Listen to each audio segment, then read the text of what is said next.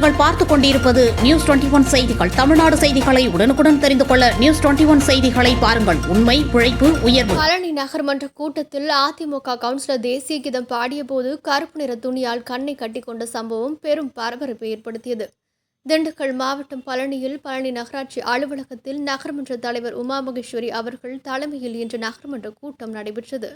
இந்த கூட்டத்தில் ஒவ்வொரு கவுன்சிலரும் அவர்களின் வார்டு பிரச்சினைகளை தெரிவித்துக் கொண்டிருந்தனர். அப்போது அதிமுக 25வது வார்டு பெண் கவுன்சிலர் ஜனத்துல் பிர்தௌஸ் அவர்கள் சென்னை அண்ணா பல்கலைக்கழகத்தில் மாணவிக்கு நிகழ்ந்த கொடுமையை கண்டிக்க வேண்டும் என்று நகர்மன்ற கூட்டத்தில் தெரிவித்தார். அப்போது அதிமுக கவுன்சிலர் அனைவரும் அவருடன் கடுமையாக வாக்குவாதத்தில் ஈடுபட்டனர். பொள்ளாச்சி சம்பவத்தை பற்றி நாங்கள் பேசவா என்றும் குஜராத் சம்பவத்தை பற்றி பேசவா என்றும் மாறி மாறி கடுமையான வாக்குவாதத்தில் ஈடுபட்டு கொண்டனர்.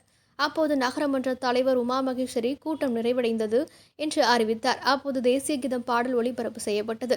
அப்போது அதிமுக 25வது வார்டு பெண் கவுன்சிலர் ஜனத்துல் பிர்தௌஸ் அவர்கள் தான் கொண்டு வந்த கருப்பு துணியால் தனது இரு கண்களையும் கட்டிக்கொண்டு தனது எதிர்ப்பினை தெரிவித்தார். அந்த சம்பவம் பெரும் பரபரப்பை ஏற்படுத்தியது.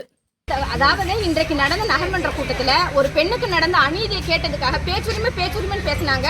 ஆனா இப்ப பாத்தீங்கன்னா என்னை பேசவே விடல. அவங்க ஒரு பெண்ணுக்கான நான் எந்த விதமான கட்சி சார்பாவோ எது சார்பாவோ நான் பேசல. ஒரு பெண்ணுக்கான நீதியை கேட்டு அந்த வர்ற வருடத்துலனால அந்த பெண்ணுக்கான நீதி வேணும் அப்படிங்கிறது தான் என்னோட கோரிக்கை.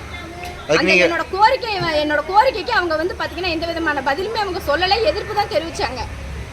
எனக்கு தேவை எந்த ஆட்சியா இருந்தாலும் சரி, தப்பு செஞ்சவங்க தண்டிக்கப்படணும். இது மட்டும்தான், ஒரு பெண்ணா தான் நான் இதை பேசுறேன். நீங்க கருப்பு துணி கண்ணில் கட்டிக்கிட்டீங்க. இதை கண்டிக்கும் விதமா நான் கருப்பு துணி கட்டிக்கிட்டேன்.